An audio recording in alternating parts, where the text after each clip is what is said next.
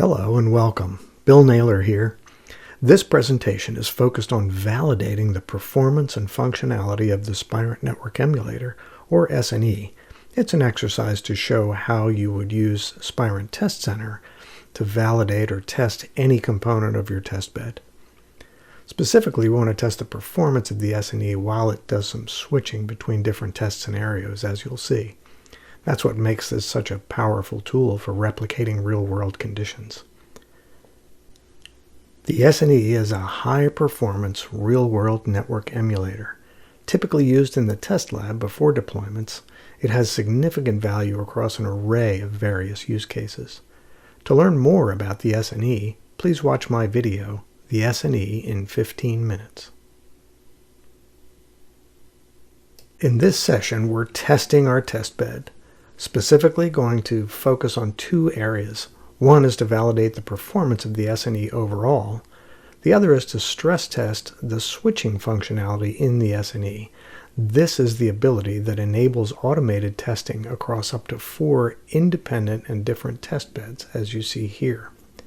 The orange icons shown are just a few of the impairment tools available in the SNE's library.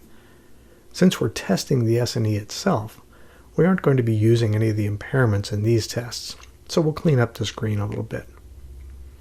So here is the output switch tool.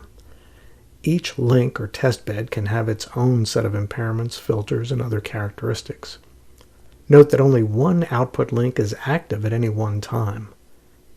By the way, these screenshots are taken directly from the map view in the SNE GUI. A test can be designed to switch between each test bed on a user-defined frequency. While a map is running, the switch will only direct traffic along the designated paths. Note that this map is only showing traffic in one direction. This map was devised purely to stress test the output switch and the SNE itself. I'll talk more about the map design later in the presentation. The notes here recap the test details, but let's walk through them.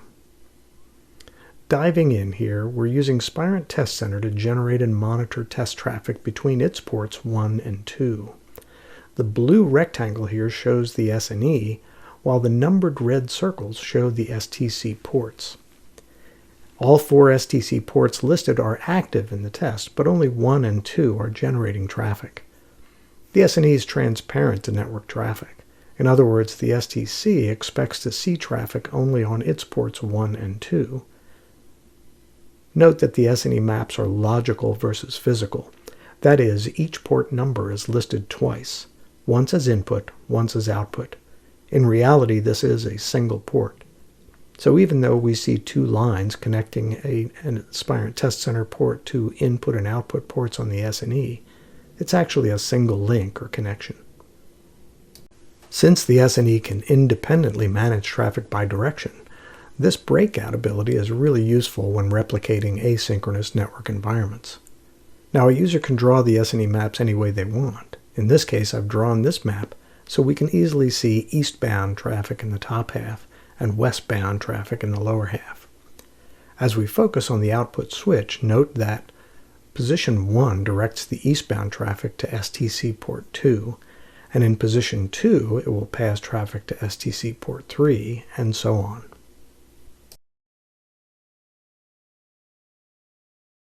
Here's an overview of the tests we used.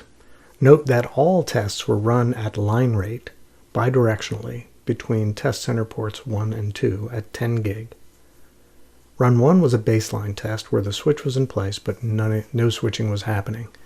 In run 2, we ran for about 7 minutes and switching was enabled once per second. In run 3 was the same as run 2, but we just added more bursts and more frames, so that ran for about 34 minutes. Now let's take a look at the live testing.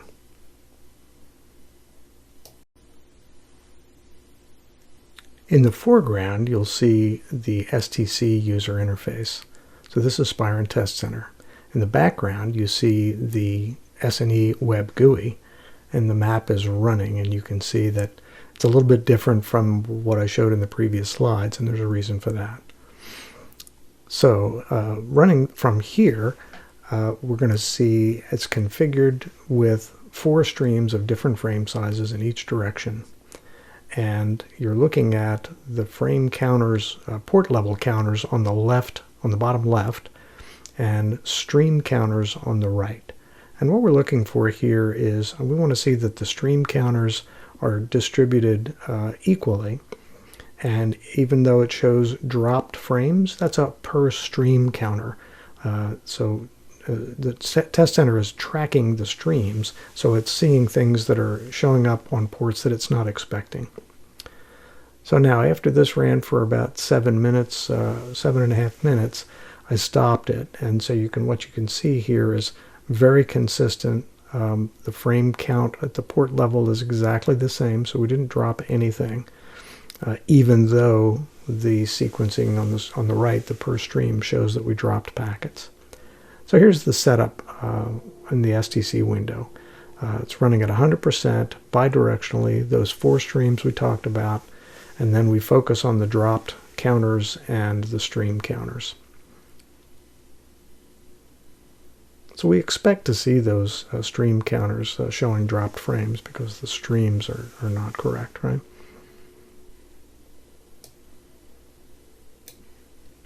Okay, now let's take a look at the results here. Baseline test, we sent those frames in 2 directions, no frame loss, very consistent results. In run 2, we saw, again, this is in 1 direction, so we saw dropped frame counts on the side where we were doing the switching, but again, the total frame counts add up to exactly what was transmitted and received, so no packets were dropped. For run 3, it was the same scenario, just a lot more frames and for longer. Same result, consistent distribution, and again, no frame loss occurred. Now, to revisit the map design. I was very proud of this map when I came up with it because I like symmetry, but in reality, I didn't need all this extra stuff, right? Since ports 3 and 4 were not transmitting anything, all of those connections were unnecessary. All of the traffic that was coming back through port 5 on the SNE was going to come across that same link. So we cleaned it up a bit. This map does what is intended, but just with less clutter. We'll still get the recorded metrics on ports 3 and 4 of the STC, but they don't need to send anything, so that will accomplish what we want. Now, if we want to see the westbound traffic mirrored with the same sort of switching, we can do that, but we have to consider a few things. Adding an output switch on here duplicates that function, but we run the risk.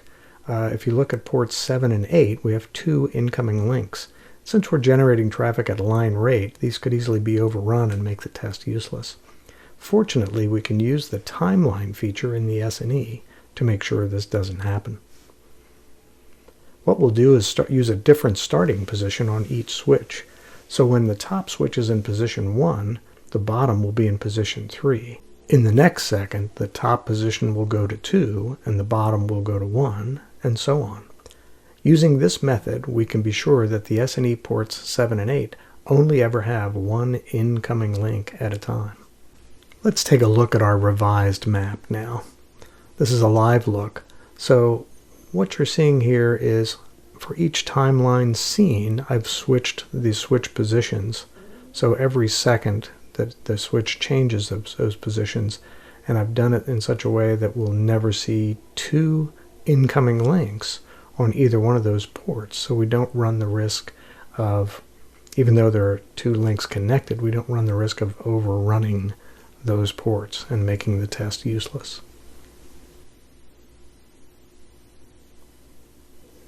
So, for the curious, I did rerun the test with the revised map in run 3, and you can see now we saw dropped frame counts on the stream side in both directions, but never any frame loss.